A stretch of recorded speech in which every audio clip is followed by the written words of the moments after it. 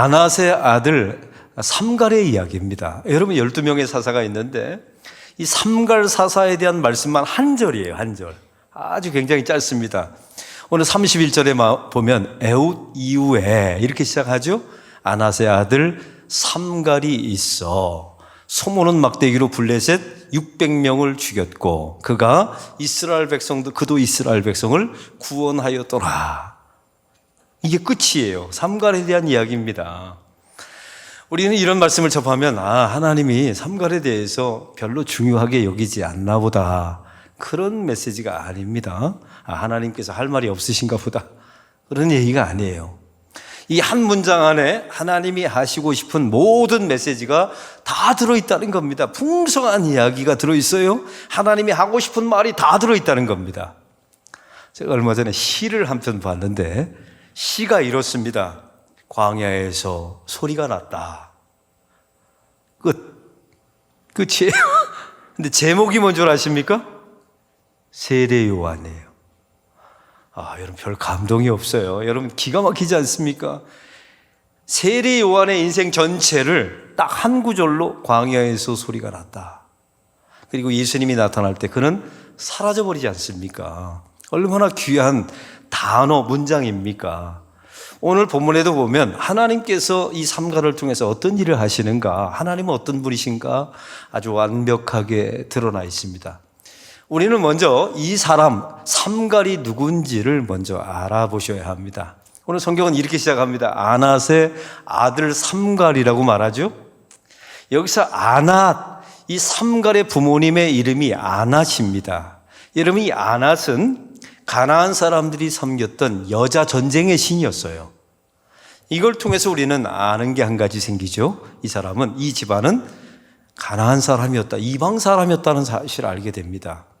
그리고 삼갈이라는 이름은 그 당시에 흔한 이름이 아니었습니다. 그 당시에 해족 속의 왕의 이름이 삼갈이었어요. 여러분 기억나시죠? 어느 유명한 사람의 이름이 있으면 그 사람의 이름을 따서 그 시대 사람들이 이름 짓는 거예요. 똑같습니다. 우리는 이 아낫의 아들 삼갈을 통해서 아는 게 생겼습니다. 이 사람은 유대인이 아닙니다. 히브리 사람이 아니라 이방 사람이었다는 거예요. 여기서 우리는 이상한 점을 발견하게 됩니다. 하나님께서 이스라엘 백성 중에 수많은 사람이 있는데 어떻게 이방 사람을 하나님께서 사사로 사용하셔서 이스라엘 백성들을 구원하셨을까요? 저는 이 아낫의 아들 삼갈을 보면 누가 떠오르냐면 예수님이 자꾸만 또 떠오릅니다. 왠 줄 아십니까? 히브리 사람과 유대 사람들이 하나님의 앞에서 하나님을 믿는다고 말했던 사람들이에요. 자기 나름대로의 종교 체계를 만들었습니다. 행위 구원 체계를 만든 거예요. 이러이러한 일을 행하면 구원받는다. 하나님 앞에 이런 제사를 드리면 우리가 죄사함 받는다. 하나님의 백성이 될 수 있다. 이렇게 공로주의와 율법주의와 행위 구원의 종교 체계를 다 만들어 놨어요. 이걸로 완벽하다. 사실은 그것은 성경에 반한 내용이었지 않습니까? 근데 어느 날 예수님이 오셔서 그 모든 공로주의, 율법주의, 인본주의를 성전 안에서 다 부정하시고 오직 은혜로 구원받는 것이다. 믿음조차도 하나님의 선물이다. 우리의 공로는 구원에 기여한 바가 없다라고 말해버리신 겁니다. 유대인들의 눈에 보면 예수님은 이방 사람처럼 보였던 거예요. 우리 예수님을 보시오. 창기와 세리와 함께 머뭅니다. 안식일을 범하셨죠. 안식일 날 병자를 고치십니다. 안식일 날 미리삭을 비벼 먹어요. 그들의 눈에 보면 예수님은 이방인처럼 보이는 겁니다. 근데 그 삼갈, 예수님과 너무 유사하지 않습니까? 이 땅에 구원자로 오신 예수님의 모습 말이에요. 그러면 오늘 본문에 이 삼갈이 활동했던 시기를 한번 좀 보셔야 합니다. 31절에, 3장 31절에 에웃의 이후에는 이라고 나와 있습니다. 삼갈이 언제 활동했다고요? 에웃의 이후에 활동했다는 겁니다. 그런데 이해하지 못할 또 본문이 하나 나와 있습니다. 사사기 4장 1절에 보면 에웃이 죽은 후에 라고 나와 있고 그 다음에 여자 사사 드보라 이야기가 쭉 나오는 거예요. 다시 말하면 에웃이 죽은 후에 활동했던 사사는 오늘 본문에 나와 있는 삼갈이 아니라 여자 사사 드보라라고 성경은 말씀하고 있단 말이죠. 이 모순을 어떻게 해결할 수 있을까요? 성경 신학자들은 말합니다. 왼손잡이 사사 에웃과 이 아낫의 아들 삼갈은 같은 동시대 때 활동했다는 겁니다. 우리는 지난주 에웃에 대한 말씀을 들었어요. 에웃은 모압 왕 에글론과 더불어 싸웠습니다. 이건 외부의 적입니다. 그러나 내부의 적이 또 있었어요. 그게 바로 블레셋이었습니다. 이스라엘 백성들의 가장 가까이 있는 이 블레셋과 더불어 싸웠던 사람이 아낫의 아들 삼갈이었다는 사실이죠. 같은 시기에 활동했다라고 보시면 됩니다.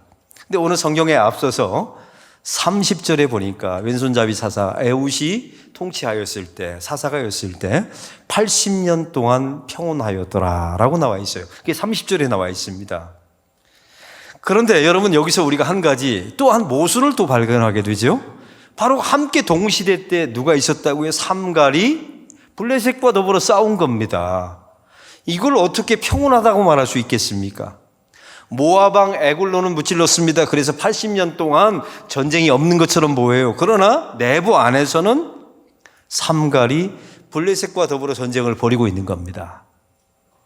여기서 우리는 알아야 되는 게 한 가지 있어요. 세상 사람들이 말하는 평온과 기독교가 성경이 말하는 평온이 전혀 개념이 다르다는 사실이에요. 우리 성도 여러분, 세상 사람들은 언제 평온하다고 말할까요? 전쟁이 없는 상태, 문제가 없고 사건이 없고 좋은 게 좋은 거로 다 돌아가는 세상을 우리는 평온하다라고 말하죠. 근데 이 원문에 보니까 이 평온이라는 말이 샬롬이라고 나와 있습니다. 이걸 신약적으로 헬라어로 말하면 에이레네가 되는 거예요. 성경이 말하는 평온이라는 이 샬롬의 단어는 완전히 다릅니다. 전쟁이 없는 상태가 아니에요. 문제가 없는 상태가 아닙니다. 예를 들어 보겠습니다. 예수님께서 이 땅에 태어나셨을 때 천사가 이렇게 말하죠. 하늘에는 영광, 땅에는 평화라고 말했어요. 정말 예수님이 태어나셨을 때 땅에는 평화가 있었습니까? 아니요. 예수님이 태어나자마자 그 유대 땅에 1살 미만의 남자아이들이 다 도륙당했습니다. 이걸 어떻게 평온이라고 말할 수 있습니까? 우리 예수님이 부활하신 후에 제자들에게 나타나서 이렇게 말씀하십니다. 너에게 평강이 있을지어다. 여러분, 정말 제자들에게 평강이 임했어요? 아니요. 제자들 다 순교했습니다. 그 이후에 12명 중에 11명이 다 순교했어요. 불에 태워 죽이고 목이 잘려 죽고 십자가 거꾸로 메고 죽고요. 성경이 말하는 평화는 도대체 어떤 의미였던 겁니까? 사도 바울은 또한 말합니다. 편지를 쓸 때마다 너에게 은혜와 평강이 있을지어다. 이렇게 표현하는데 그 평강을 보십시오. 바울은 맨날 쫓겨다닙니다. 두들겨 맞아요. 파선당합니다. 굶주림을 당해요. 유대인들의 공격을 받습니다. 이걸 어떻게 평온이라고 말할 수 있겠습니까?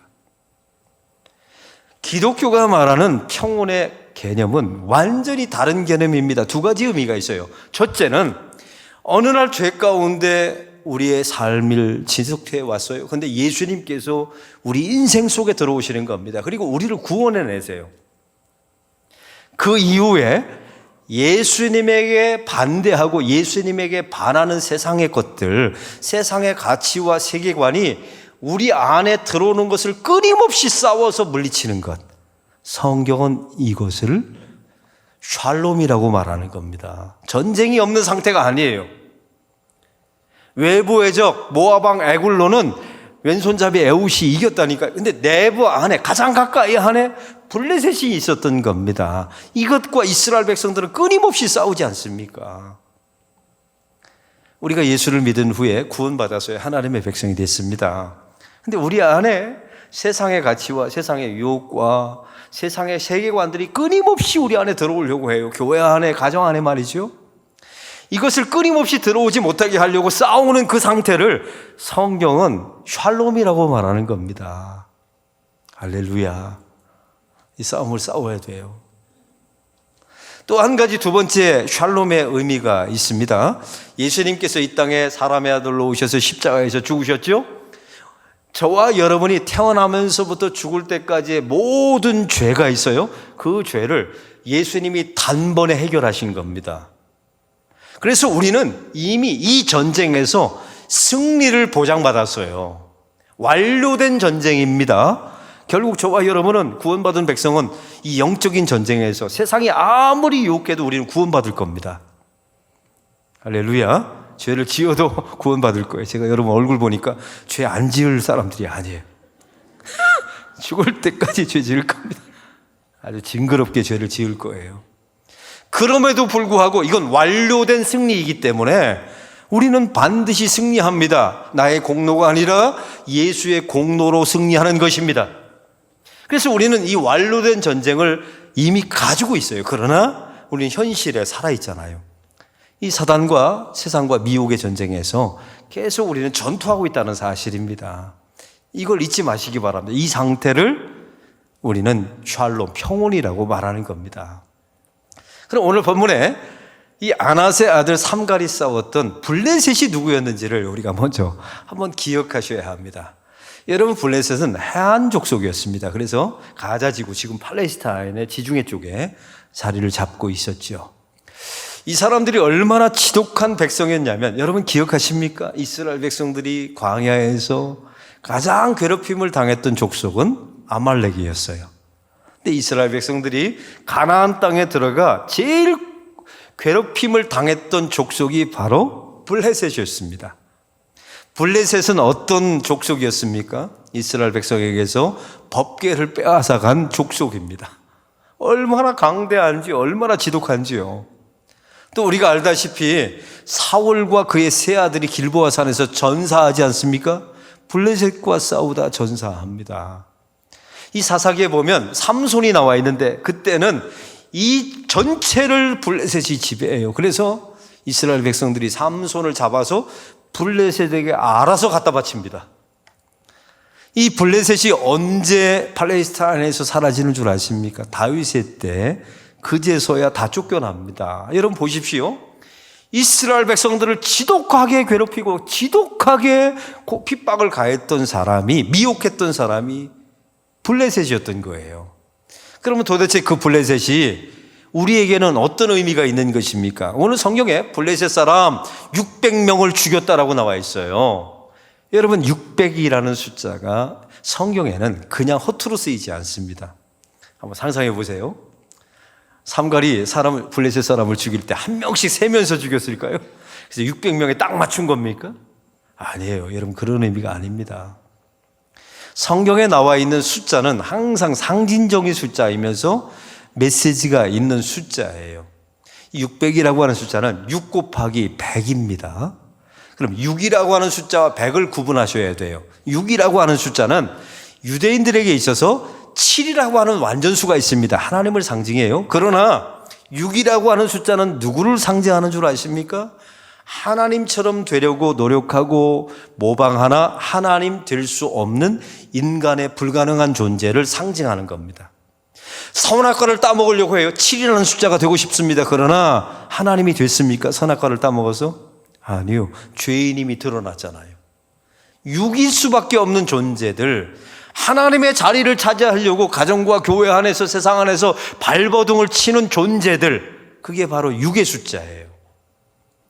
요한계시록에 보면 사탄을 상징할 때 뭐라고 숫자가 나옵니까? 6, 6, 6이라고 나와요. 이게 그런 의미였던 겁니다. 6이 3번이나 나와요. 하나님 되려고 하고 하나님의 자리를 차지하려고 교회 머리 대신 예수님을 밀어버리고 자기 자신이 머리가 되려는 이 존재들, 가정 안에서 하나님을 머리로 삼지 않고 내가 주인이 되려는 존재들, 그러나 결국은 하나님이 될 수 없는 존재들이 바로 6이란 말이에요. 그럼 100이라는 숫자는 10곱값이 10이거든요. 이게 유대인들에게 어떤 의미가 있냐면 완전수입니다. 아주 극대치. 최선을 다해서 발버둥 치면서 그걸 이루려 하는 상태와 모습을 상징하는 숫자예요. 그럼 6 곱하기 100을 한번 설명해 볼까요? 하나님처럼 되려고 죽을 때까지 발버둥을 치나 하나님이 되지 못하는 인간의 존재들, 하나님의 자리를 차지하려고 죽을 때까지 발버둥을 치나 하나님 자리를 차지하지 못하고 죄인임이 드러나는 존재들, 이게 블레셋 600이었다는 사실입니다. 사랑하는 성도 여러분, 성경이 우리에게 주는 메시지가 있어요. 이게 내부의 적이었습니다. 삼갈이 싸웠던 내부의 적, 우리 교회와 성도와 우리 안에 이런 내부의 적이 있습니다. 그게 바로 저와 여러분이에요. 우리 안에 이 블레셋 600이 들어있는 겁니다. 이 싸움을 죽을 때까지 싸우는 거예요. 제가 말씀드렸지 않습니까? 이스라엘 백성들을 얼마나 괴롭혔는지 몰라요. 이 싸움이 다윗의 시대 때 종결이 됩니다. 왜요? 다윗은 이 땅에 오실 예수님의 모형이잖아요. 예수님이 오셔야만 이 전쟁이 종결나는 겁니다. 사랑하는 성도 여러분, 우리는 구원받았어요. 승리를 약속받은 백성입니다. 그러나 우리 내부의 적이 있어요. 교회 안에 내부의 적, 여러분의 가정 안에 내부의 적이 있습니다. 우리 개인 안에 이 블레셋 600이 들어와 있어요. 이것과 죽을 때까지 싸우라는 겁니다. 예수님 재림하실 때까지 이 지상의 교회는 이것과 싸워야 돼요. 우리는 기억하지 않습니까? 에덴 동산에서 아담과 하와가 어디에 넘어갔습니까? 네가 하나님 되라는 이 블레셋 600에게 넘어간 거예요. 이 땅의 가정들도 아닙니까? 여러분, 지금의 가정들을 보면 이혼하는 가정도 많고 회파된 가정도 많고 결혼도 안 해요, 요즘 아이들. 왜 안 하냐 했더니 나 혼자 먹고 살기도 힘든데 어떻게 부인을 먹여 살리네요. 얼마나 이기적인지 몰라요. 하나님의 약속의 말씀이 담겨져 있는 하나님이 만드신 제도였던 가정을 우리 스스로 깨고 있습니다. 왜요? 편리하다는 이유로. 자기가 신이 되어 있는 거예요. 요즘 교회 안에, 이 시대 교회들 안에 아주 개탄할 말이 있습니다. 그게 뭐냐면 결혼 예식을 하는데 기독교 예식으로 안 해요. 예수 믿는 청년들이 말이에요. 여러분, 제가 결혼의 의미에 대해서 얼마나 많이 설교했습니까? 하나님이 만드신 제도입니다. 예수 그리스도와 이 땅의 교회의 모형이에요. 이게 연습하는 건데 이걸 기독교식으로 안 하고 뭐 결혼식에 팔굽혀펴기 하고 막 아내를 평생 사랑할 수 있습니까? 막 구호 지르게 하고. 결혼 예식은 그런 게 하는 게 아니에요. 보십시오. 다 가정 안에 블레셋 600이 들어와 있어요. 그래서 하나님의 통치를 받지 않습니다. 가정이 점점 회파되어져 갑니다. 교회는 아닙니까? 여러분, 이 시대의 교회가 왜 힘을 잃어버립니까? 다 교회 안에 세속적인 가치인 서로 하나님 되려 하는 마음, 인본주의, 또한 행위 구원에 대한 율법주의, 그 중심에는 다 자기 숭배가 들어있잖아요. 이런 블레셋 600이 교회 안에 다 들어와 있는 겁니다. 그래서 교회가 세상으로부터 얼마나 욕을 먹어요. 그래서 전도가 되지 않습니다. 이제 부흥의 시대는 어떤 사람은 끝났다고 말하죠. 남의 이야기가 아닙니다. 블레셋 600은 이 담임 목사예요. 그리고 여러분입니다. 이것과 끊임없이 예수님 재림하실 때까지 싸우랍니다. 아니, 우리가 죽을 때까지 싸우라는 거예요. 이건 이 전쟁이 벌어지고 있다는 거예요. 그런데 오늘 본문에 우리가 이 전쟁을 이길 수 있나요? 여러분, 사실은 이길 수 없어요. 피 흘리고 우리는 일방적으로 당할 수밖에 없죠. 그런데 오늘 본문에 보십시오. 아낫의 아들 삼갈이 등장합니다. 제가 예수님과 비슷하다고 그랬죠. 그가 가지고 있는 도구가 또 기가 막힙니다. 소 모는 막대기입니다. 철 막대기가 아닙니다. 소 모는 막대기. 어떤 느낌이 드세요? 에게 그거 가지고 전쟁을 어떻게 해? 에게 그거 가지고 사람을 어떻게 변화시켜? 에게 그거 가지고 하나님의 나라가 어떻게 임해? 에게 그거 어떻게 가지고 사단을 이겨? 여러분, 소모는 막대기가 예수님과 또한 비슷하다는 생각이 들지 않으세요? 저런 예수가 어떻게 세상을 바꾸어? 저런 예수가 어떻게 세상을 구해? 저런 예수가 어떻게 죄사함을 시킬 수 있어? 여러분, 너무나 똑같은 단어 아닙니까? 우리는 이런 블레셋 600을 만나서 피 흘리면서 싸워야 되는 존재들이 완료된 우리는 승리를 보장받았어요. 그러나 이 땅에 있는 동안 이 싸움을 죽을 때까지 벌이게 됩니다. 그때 주님이 도우시겠다 합니다. 할렐루야. 삼갈로 오신 예수님이 도우신대요. 이 땅에 소모는 막대기로 오신 예수님께서 이 전쟁을 승리로 이끄신다는 겁니다. 블레셋 600을 때려 죽인다 합니다. 이걸 믿으십니까? 저와 여러분은 일단 이 전쟁을 치러야 돼요. 우리는 우리 힘으로 이길 수 없습니다. 하나님, 저에게 철막대기 주세요. 백날 얘기해봤자 소용없어요. 소모는 막대기로 어이없는 모습으로 이 땅에 오신 그 예수님이 이 블레셋 600을 우리 안에서 내쫓아 주시는 겁니다. 우리는 이 싸움을 벌이기만 하면 돼요. 어떤 때는 내가 이래서 이길 수 있을까? 저는 목회를 하면서 이 상실감을 얼마나 많이 느껴봤는지 몰라요. 이 블레셋 600 교회 안에 들어온 이 600을 정말 이길 수 있을 걸까? 회의감을 들 때도 있습니다. 어떤 때는 이것과 더불어 제 안의 적과 싸우다가 선혈이 낭자한 적도 있었어요. 목회를 그만둘까? 이런 생각도 해본 적이 있다니까요. 그러나 제 마음속에 한 가지 소망이 생겼습니다. 이 땅에 삼갈로 오신 예수께서, 소모는 막대기로 오신 예수께서 결국 그 내 안에 있는, 교회 안에 있는, 우리 가정 안에 있는 블레셋 600을 완전히 쳐서 죽이실 것이다. 저는 이걸 믿습니다. 할렐루야. 저는 이걸 믿어요.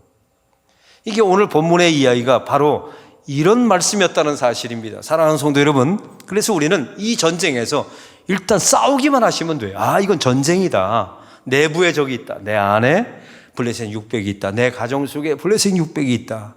우리 무학교회 안에 블레셋 600이 있다. 하나님처럼 되려 하지만 모조품에 불과한 우리들, 하나님의 자리를 차지하려고 들지만 결코 그 자리를 차지할 수 없는 한계를 가지고 있는 육의 존재들, 육이라고 하는 존재들, 이 전쟁에서 우리는 끊임없이 피 흘리며 싸워야 합니다. 그때 예수님께서 오셔서 재림의 때 이 전쟁을 종결시켜 주실 줄로 믿습니다. 내가 죽을 때 이 싸움이 승리로 완벽하게 완결될 줄로 믿습니다. 우리는 승리한 싸움이에요. 이 싸움을 잘 치러내시는 저와 여러분이 되기를 바랍니다. 교회는 교회 안에 들어온 블레셋 600과 더불어 우리가 싸웁시다. 하나님 되려 하는 마음, 교회 머리 대신 예수 그리스도를 밀어 제끼고 우리가 머리 되려 하는 마음, 가정 속에서 하나님의 통치를 제거해버리고 자기가 통치하려는 이 블레셋 600과 끊임없이 싸우셔야 돼. 그러면 삼갈로 오신 예수께서 이 전쟁을 이기게 도우실 겁니다. 소모는 막대기로 오신 예수께서 이 전쟁을 승리로 이끄실 겁니다.